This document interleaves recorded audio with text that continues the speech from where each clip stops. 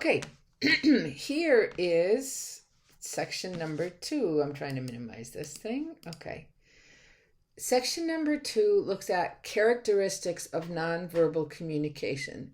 This needs to be covered in your essay. We're going to look, the textbook looks at 5 of them. I'm going to tell you about 2 more.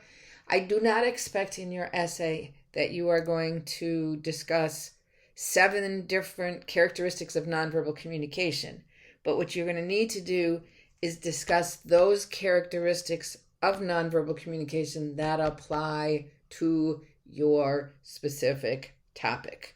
Okay, so we're going to see, well, what exactly are the things that are the distinguishing characteristics of nonverbal communication? And I wanted to start, this is in the textbook, but I thought it makes sense to take a look at this. Now, normally we would talk about chapter 6, verb or language, and then we would talk about this. So we're just going to do it a little bit backwards.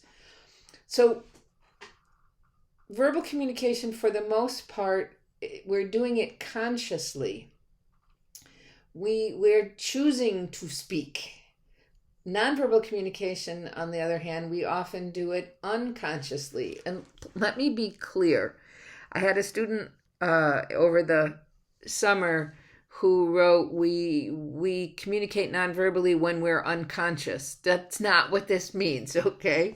It means that we're not aware of the fact that frequently we are not aware of the fact that we are communicating nonverbally. If you remember back from chapter 1, I know it was a long time ago, when we use verbal communication, it is to communicate a content.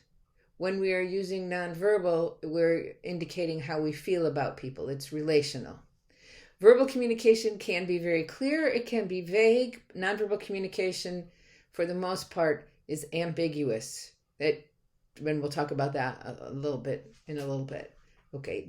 For the most part, verbal communication is shaped by culture, the words we use, whether we're going to use formal language or informal language. Nonverbal communication appears to be more rooted in biology, although yes, there is a cultural component to it. Verbal communication is discontinuous or intermittent. I talk, you're quiet, then you talk, well, I'm quiet. So we take turns. That's how it's intermittent. With nonverbal communication, it's continuous. It's always happening. We'll talk about that in a second. And then verbal communication uses a single channel. It's just words. And I don't want to say just, because words are very complex. But nonverbal communication is multi-channel. It's the volume, it's the tone, it's how close it's distance, it's gestures. There's so much that goes into it. So, okay, that's a good overview. Now let's look first at the 5 characteristics the textbook talks about. So this is where we said, words are intermittent, but nonverbal communication is continuous. It is always occurring. If I said to you, and the textbook talks about this, if I said to you, okay, don't communicate anything. And so if someone says, okay, I'm just going to sit there, I'm not going to say anything, or I'm going to leave the room, the people who saw this thought that they were dull, withdrawn, uneasy, aloof, and deceptive. So you didn't mean to, let's say you were part of this experiment, you didn't mean to communicate that about yourself, but the fact that you were trying not to communicate actually communicated something. I know, this can make your head explode. Okay. Nonverbal communication is primarily relational.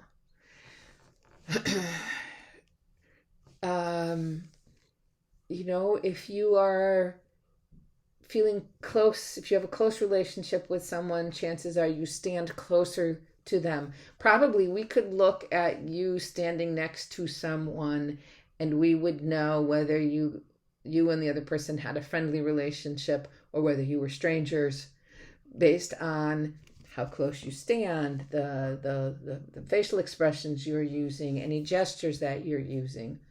So it defines the relationship that we want to have with others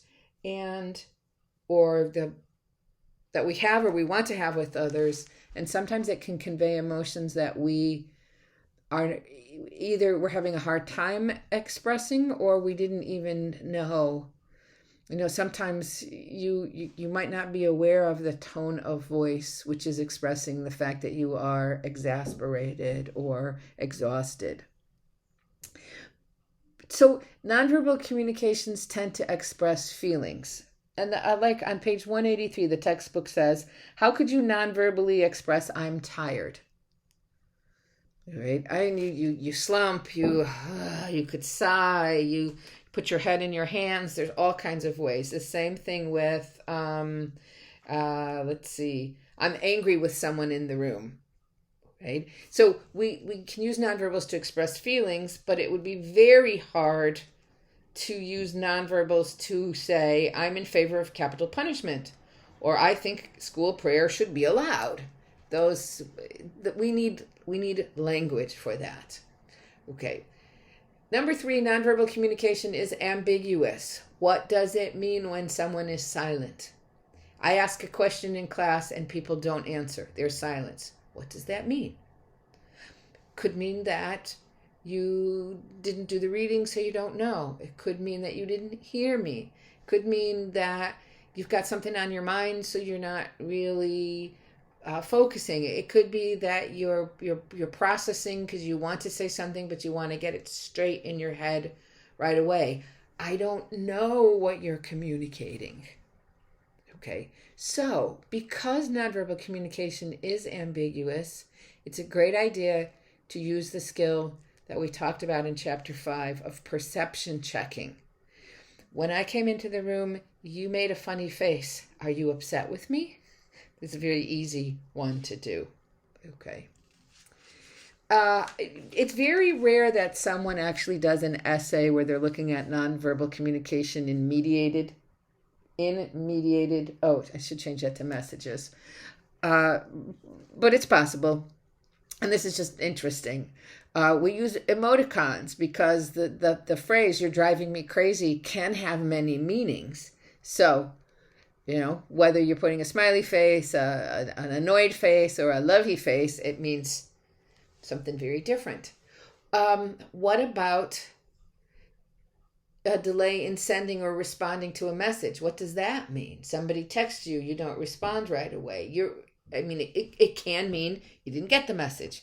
It could mean that you left your phone, you left your phone at home somehow. The battery ran down. You're having a bad day. You just don't want to deal with this person. So we can use time as a nonverbal also. And then there's an interesting focus on research on page 184 that talks about the use of periods in texting. I did not know this until maybe last year, 2 years ago. But I have a background in English. I always punctuate correctly, and I did not realize that my daughter was perceiving me of having a certain attitude towards her. So this is how we can use nonverbal communication even when we're sending a mediated message. The last one last characteristic that the textbook talks about is that nonverbal communication is influenced by both culture and gender. So while nonverbals seem to have a biological basis, there still is a big influence by culture and by gender. So there are emblems, which an emblem is a culturally understood substitute for verbal expression.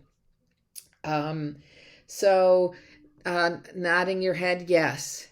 Most, but certainly not all cultures use the nod to mean yes, and the head shaking from side to side to mean no. I know there's an ethnic group in Niger that uses like the head. It looks almost like a head nod, but it goes back, and that means no. So there's that ambiguousness, or easily misunderstood. The problem with emblems, and here's a connection to our culture, because we use them in our culture, we might have the tendency to believe that they are universals, but they're not. That you see the picture of the Buddha with that symbol that if you look at his hands, in the United States, that means okay. But to a Buddhist, it signifies acceptance of the world as it is. And if you do this in Greece or in Turkey, you better be ready to run because it's vulgar. Okay, I don't know exactly what it means. I always read that it's vulgar, and I haven't wanted to ask anyone who's Greek or Turkish. So, okay. So, culture affects how nonverbal cues are monitored. In some cultures, it's not really acceptable to display emotions in public, especially cultures that are high context. I know, in Niger, where my husband's from and where I lived for 6 years as a Peace Corps volunteer, it's definitely not acceptable to cry in public for any reason. Even at burials, people are very stoic and they don't show a lot of emotion, which was terrible for me because, as I've told the class, I cry at Folgers coffee commercials. Okay. What is interesting to me is, in general, I should have put tend to be, women are more nonverbally expressive and better at interpreting others' nonverbal behaviors. For example, women, again, tend to, this is how there's a gender component here. Women tend to smile more, use more facial expressions, use more head, hand, and arm gestures, but these gestures are not expansive. They're not big. They tend to be smaller gestures. They touch others more. They stand closer to others. They're more vocally expressive, and they make more eye contact. Okay, so it does not mean that men are not vocally expressive. It just means when we're looking at this as when we're looking at aggregate behavior, this tends to happen. So it's important to remember that gender is not biology. Gender is very much influenced by culture, what the culture says women should or shouldn't do, and what men should or shouldn't do. All right, so now there are the two that are not in the textbook. So nonverbal communication is vital.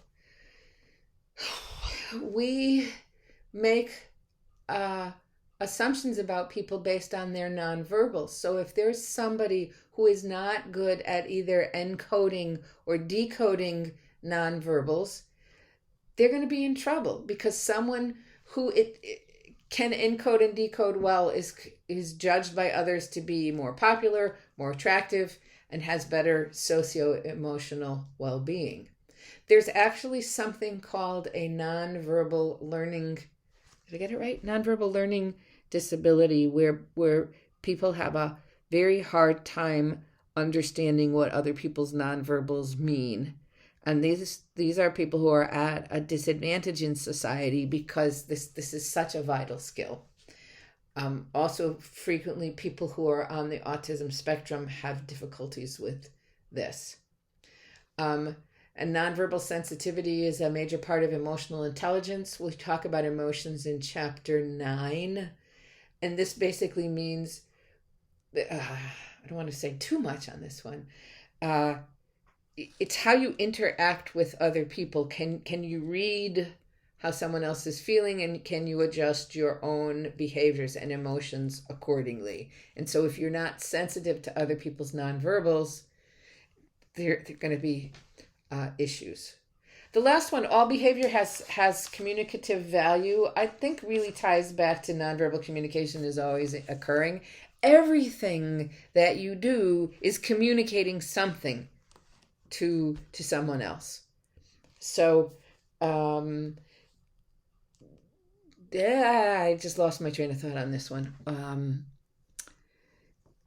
So you might not be aware that you have said, I'm putting this in air quotes, that you've said something to someone by your nonverbals, but it has definitely communicated something to other people. And I just realized I forgot to add the slide, okay, which is, can you identify the characteristics, the 7 characteristics of nonverbal communication, and can you explain why each of these is an important part of nonverbal communication?